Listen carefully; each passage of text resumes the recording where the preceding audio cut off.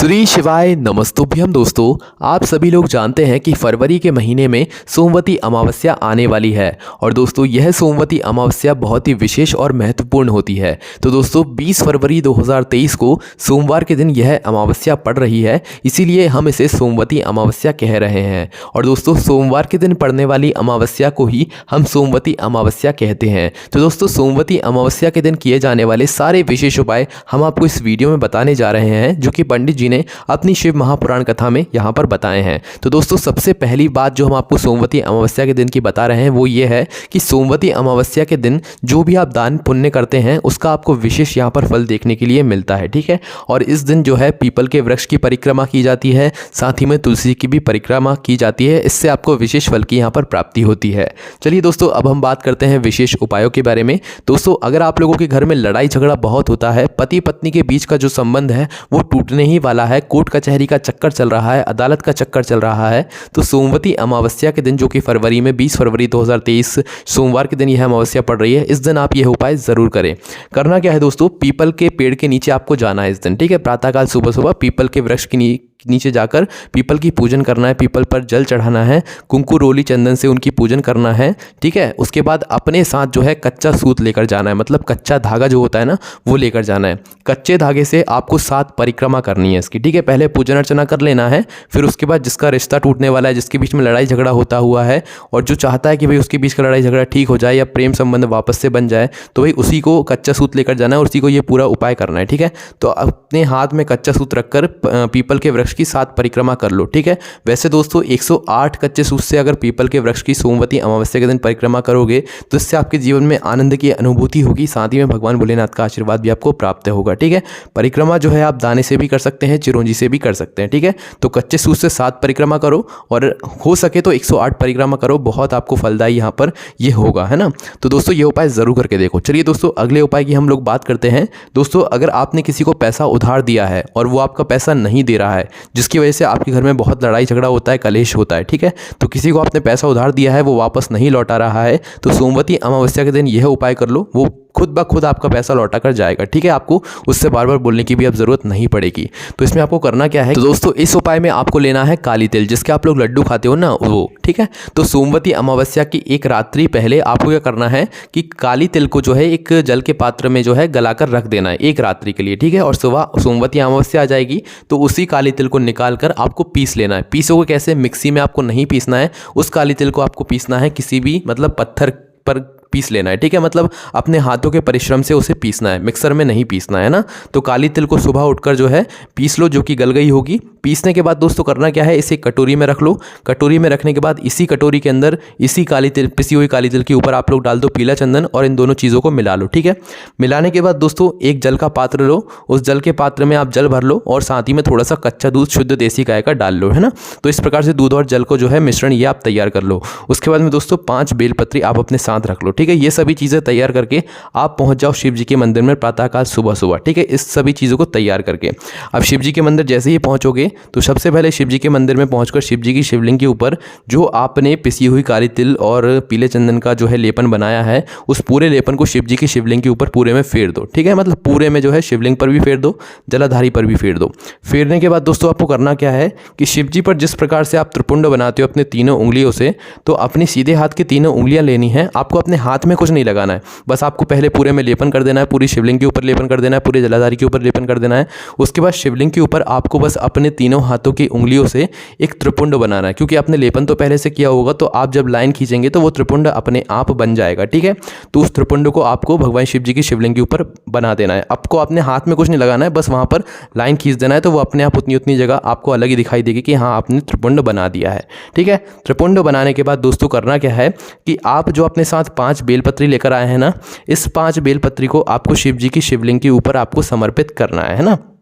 और जब आप लोग ये 5 बेलपत्री समर्पित करेंगे तो आपको भगवान शिव जी से अपनी मनोकामना बोलना है कि भगवान शिव, इसने हमारा पैसा लिया है और ये पैसा वापस नहीं कर रहा है, तो आप अपनी कृपा कर दीजिए। ऐसी आपको मनोकामना करते हुए 5 बेलपत्री एक साथ जमा कर शिव जी की शिवलिंग के ऊपर समर्पित कर देना है।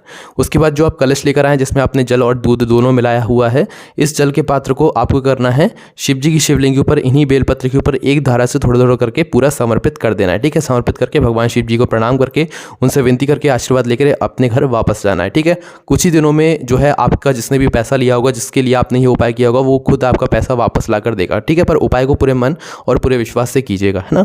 उसके बाद में दोस्तों सोमवती अमावस्या के दिन जिस बच्चा या बच्ची का विवाह नहीं हो रहा हो, तो उस व्यक्ति को, उस बच्चा बच्ची को जो है सोमवती अमावस्या के दिन यह काम जरूर कर लेना चाहिए, उसका विवाह हो जाएगा। ठीक है, तो करना क्या है दोस्तों, उन लोगों को, उन बच्चा या बच्ची को जो है पीपल के वृक्ष के नीचे जाकर परिक्रमा करना है। इस दिन क्या करना है, परिक्रमा करना है। 7 करो तो 7 कर लो, या तो 108 परिक्रमा अगर कर लोगे तो कहीं ना कहीं आपका विवाह पक्का हो ही जाएगा।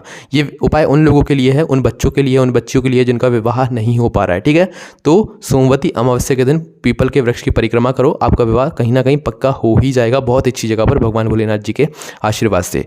उसके बाद दोस्तों जो अगला उपाय है वो है आपकी बीमारी का। अगर आपको शुगर है, आपको बीपी है, या किसी भी प्रकार के आपके शरीर में आपको दिक्कत है, बहुत ज़्यादा आपके शरीर में आपको समस्या होती है, या किसी और व्यक्ति को, आपके घर के किसी और सदस्य को भी अगर कोई बीमारी रोग है, तो भाई आप यह उपाय ज़रूर करें सोमवती अमावस्या के दिन।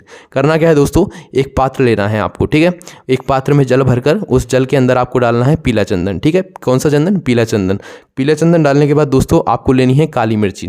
थोड़ी सी काली मिर्ची अपने हाथों से पीस लेना है, पीस कर जो है उसी जल पात्र के अंदर डाल लेना है। ठीक है, थोड़ी सी काली मिर्ची, 2 से 3 काली मिर्ची पीस कर उसी जल पात्र के अंदर डाल लेना है। उसके बाद लेना है आपको 7 बेलपत्री। कितनी बेलपत्री, 7 बेलपत्री। ठीक है, 7 बेलपत्री लेने के बाद उसी जल के अंदर डाल देना है ना। उसके बाद में दोस्तों 7 वृक्ष की पत्ती, मतलब कि आपके घर के आसपास जो भी 7 पेड़ लगे हुए हैं, कोई से भी, है ना, आम के हों, भी के हों, अमरूद के हों, या कोई से भी फूल के भी क्यों ना हो, तो आपको 7 पेड़ ढूंढने हैं और 7 पेड़ों की एक एक पत्तियां अलग अलग। ठीक है, मतलब 7 अलग अलग पेड़ों की एक एक पत्तियां आपको तोड़ लेनी है और वो सब भी इसी जल के अंदर डाल देनी है। ठीक है, तो 7 बेलपत्री डाल दी, 7 अलग अलग वृक्ष की पत्ती डाल दी आपने। उसके बाद में दोस्तों अब आपको इस जल के कलश को अपने पूरे घर में घुमाना है। जिस व्यक्ति के लिए आप ये उपाय कर रहे हैं, जो व्यक्ति रोग बीमार रहता है, ज़्यादातर अस्पताल में भर्ती रहता हो, या उसको जो है कहीं ना कहीं शरीर में दिक्कत है, तो उसके हाथ से या उसके शरीर से जो है इस कलश को स्पर्श करवा कर आपको पहुँच जाना है शिव जी के मंदिर में। ठीक है, अब शिव जी के मंदिर में पहुंचने के बाद सबसे पहला क्या करना है आपको कि शिव जी की शिवलिंग के ऊपर यह पूरा जल आपको समर्पित करना है। ठीक है, मतलब जो आपने अंदर पूरी सामग्री हमने आपको बताई हैं, ये पूरी सामग्रियां आपको जो है शिव जी की शिवलिंग के ऊपर समर्पित कर देनी है। आखिरी में आपको थोड़ा सा जल बचा लेना है अपने जल के लोटे के अंदर। ठीक है, पहले पूरा चीज़ें समर्पित कर दो शिव जी की शिवलिंग के ऊपर, जल, पत्ती, जो भी हमने आपको उस जल पात्र के अंदर डालने के लिए कही थी, वो पूरी शिव जी की शिवलिंग के ऊपर समर्पित कर दो। बस आखिरी में अपने जल पात्र के अंदर थोड़ा सा जल बचा लीजिएगा। ठीक है, थोड़ा सा जल बचाकर आपको आना है शिव जी की चौखट के पास में। शिव जी की चौखट के पास में आने के बाद शिव जी की चौखट के राइट हैंड साइड आपको क्या करना है कि मतलब सीधे हाथ साइड आपको क्या करना है कि उस जितना भी आपका थोड़ा सा जल बचा हुआ है वह शिव जी की चौखट पर पूरा चढ़ा देना है। चढ़ाने के बाद दोस्तों क्या करना है कि जो जल आपने शिव जी की चौखट पर चढ़ाया है, इसी जल को आपको चम्मच से या किसी भी चीज़ से जो है वापस से अपने जल में, लोटे में, या अपनी एक अलग से कटोरी लेकर जाना, उसमें आपको वापस से झील कर लाना है। ठीक है, इसी जल को जो कि आपने कहाँ पर चढ़ाया है, चौखट पर चढ़ाया है, इस जल को अपने घर लाने के बाद जो है आपको क्या करना है कि जिस व्यक्ति के लिए आप ये उपाय कर रहे हैं, जो व्यक्ति रोग बीमारी से घिरा हुआ है, उस व्यक्ति के ऊपर आपको इस जल का छिड़काव करना है 3 समय, सुबह, दोपहर और शाम। सोमवती अमावस्या के दिन ही 3 टाइम आपको इस जल से उस व्यक्ति के ऊपर मतलब छिड़काव करना है। ठीक है, और सोमवती अमावस्या के दिन ही शाम के समय आपको क्या करना है, एक घी का दीपक भी ज़रूर लगाना है। ठीक है, अपने घर के मुख्य द्वार पर एक घी का दीपक भी ज़रूर लगाना है। निश्चित ही उस व्यक्ति की जो बीमारी होगी वो ठीक होगी, शुगर होगा, बीपी होगा, जितनी भी प्रकार की शरीर में दिक्कत होंगी वो बहुत जल्दी ठीक हो जाएंगी। ठीक है, तो ज़रूर करके देखिए। उसके बाद दोस्तों अगला जो उपाय है वो बच्चों के लिए है। माताएं बहनें बहुत ज़्यादा परेशान रहती हैं कि उनका बच्चा पढ़ता नहीं है, तो भाई सोमवती अमावस्या के दिन यह उपाय ज़रूर करके देखो। तो करना क्या है दोस्तों, जो व्यक्ति बच्चा मतलब पढ़ने में कमज़ोर हो, पेपर नहीं निकाल पा रहा हो, बहुत मन से पढ़ता है पर जब भी उसका पेपर नहीं निकल पा रहा है, तो भाई ये उपाय करके देख लो सोमवती अमावस्या के दिन। करना क्या है आपको बनाना है 2 स्वस्तिक अलग अलग जगहों पर। सोमवती अमावस्या के दिन आपको जो है दोपहर के समय आप 12 बजे से लेकर मतलब शाम तक यह उपाय कर सकते हैं, है ना। तो इस बात का ध्यान रखिएगा। तो आपको करना क्या है कि 2 स्वस्तिक बनाना है। सबसे पहला जो स्वस्तिक बनाओगे वो आप बनाओगे पीपल के वृक्ष के पर जाकर, है ना। पीपल के वृक्ष के पास चले जाओ और वहाँ पर जाकर पीपल के वृक्ष के ऊपर पहला स्वस्तिक बना दो। ठीक है, स्वस्तिक कैसे बनाओगे, कुंकू से बनाओगे, है ना। तो कुंकू ले जाओ और कुंकू से जो है पीपल के वृक्ष के ऊपर एक स्वस्तिक बना दो।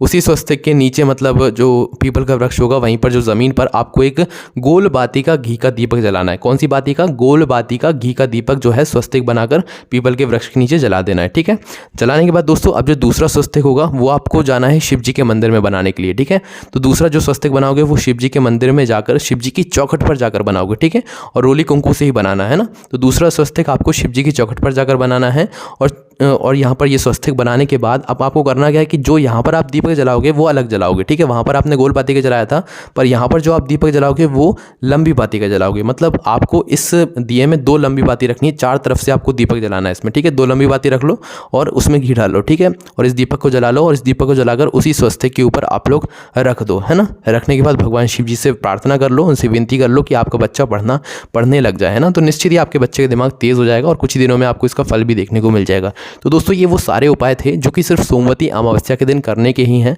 और जो व्यक्ति इन उपायों को करेगा उसको फल भी निश्चित ही देखने को मिलेगा, ठीक है। क्योंकि सोमवती अमावस्या के दिन बहुत ही कम आता है, तो इसलिए इस दिन का महत्व भी बहुत ही ज़्यादा होता है। अब आपके मन में कोई भी प्रश्न हो तो उसे आप हमसे कमेंट करके पूछ सकते हैं, और यही जानकारी लिखित रूप में आप हमारी वेबसाइट भोलेनाथभक्ति.com पर जाकर भी पढ़ सकते हैं। ओम नमः शिवाय, जय भोले बाबा, श्री शिवाय, नमस्तुभ्यम।